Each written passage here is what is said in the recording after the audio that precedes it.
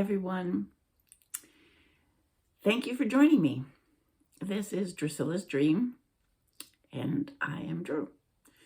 So this morning I'm going to share with you a guided visualization that I wrote, but actually I don't think I really wrote it because it kind of just unfolded as I was meditating. The whole experience just kind of happened. So I wanted to share it with you. So let's begin. I want you to find a nice, comfortable place to sit. Sitting is better than lying down because the energy moves a little bit more freely when you're in a sitting position. But if you're more comfortable lying down, that's okay too. So why don't you begin now by closing your eyes and taking a nice deep breath in through your nose.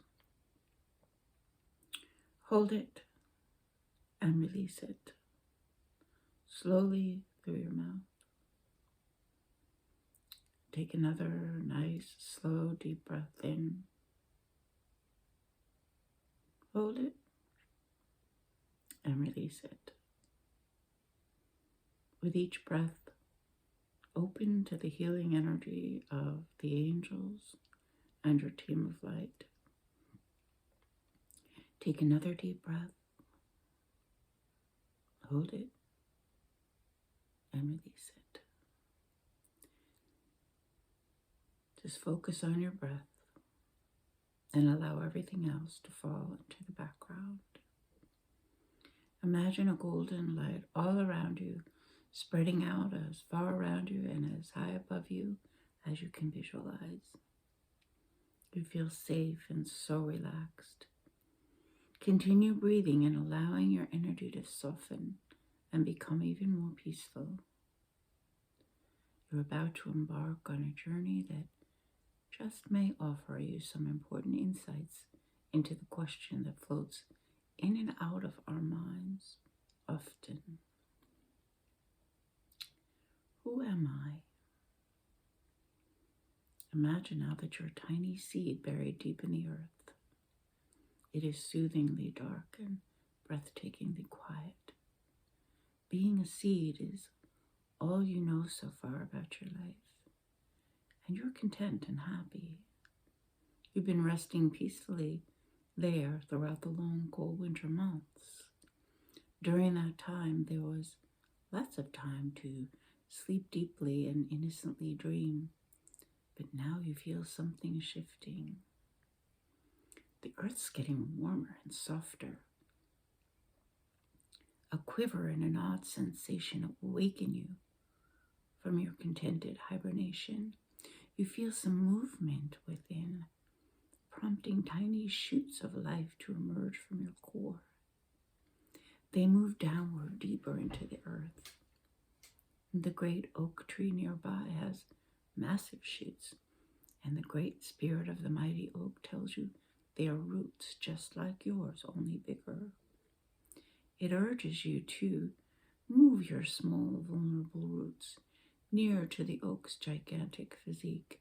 The great tree spirit then tells you it will help to ground you so that you can withstand the storms likely to come.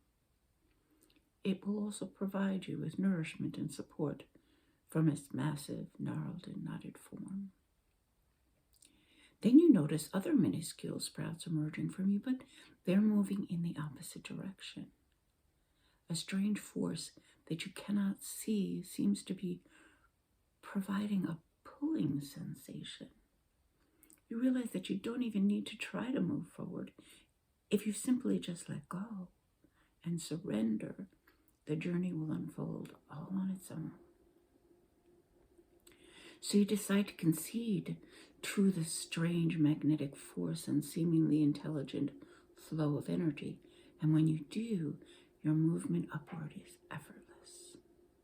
You're aware that the darkness feels so comforting and safe, and yet you have a tremendous feeling of anticipation as you continue your travels to an unknown, unfathomable place. Suddenly, you notice a brightness that is piercing the darkness. You feel some resistance from the still a bit hardened earth, and then in one moment of wonder and awe, your newly born potential and powerful life force break through the inky blackness and move fully into the light. There's a dazzling brilliance emanating from the warmth and beauty of this mysterious golden orb that's suspended high above the ground. You look down at your form and you can see that you're just a small green being. You look around and are amazed at the other green creatures. They're much bigger than you are. They're all encouraging you to reach for the light. Suddenly, a vastly different and exceptionally large being is beside you and gazing at you quizzically. It has two kind of large roots on top and two on the bottom.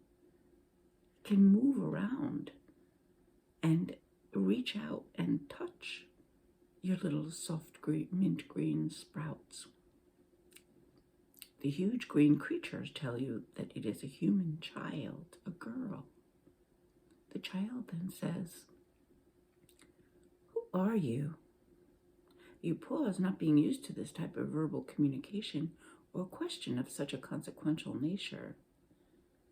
"I don't know," you respond. "I just am." Days come and go, and the great golden orb appears and disappears every day, helping you to grow taller. A strange flowing substance falls from the sky, moistening the earth around you, and it gives you strength. And every day, the same small child kneels beside you and asks, "Who are you?" And every day you respond, "I don't know. I just am." Then one day you feel something growing on the top of a long stem rising from your leafy center. The big green creatures tell you it is your peculiarity. You don't really know what that means, but you have a strange sensation that it holds the answer to the little girl's question. Maybe you'll finally know who you are. Before long, in one miraculous moment, the tightly closed bud begins to expand and move outward from the center.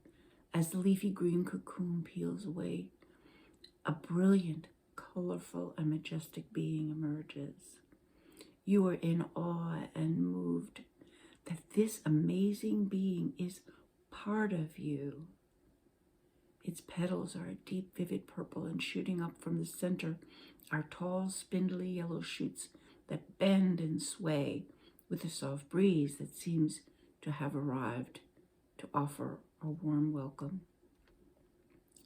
The painted being has a strange aura and emits a sense of knowingness and wisdom that it shares with you.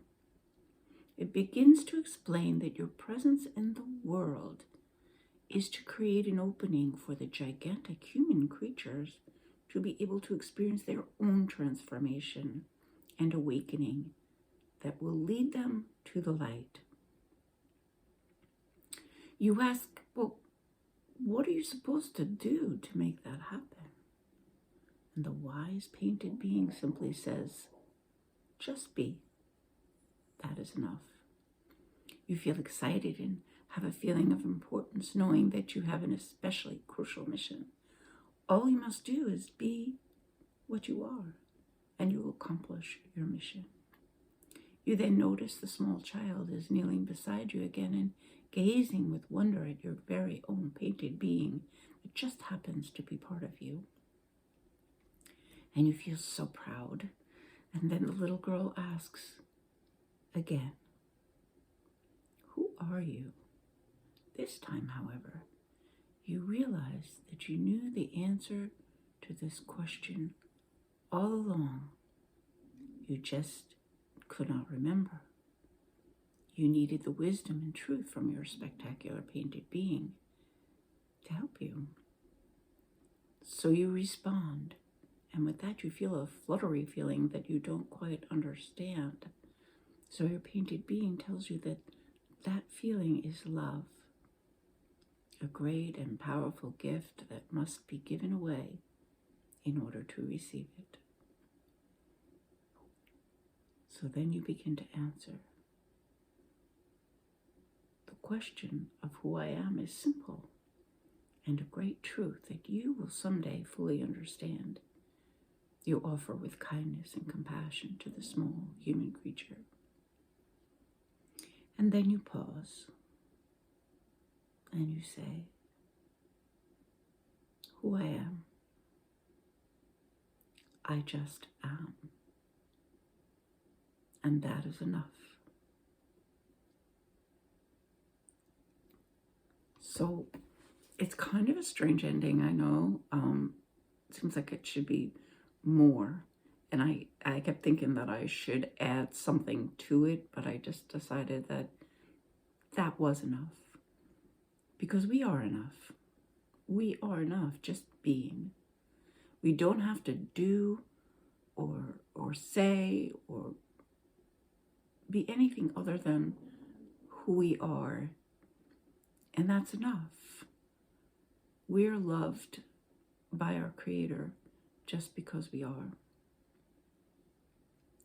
Everything that we do in this physical world has many purposes.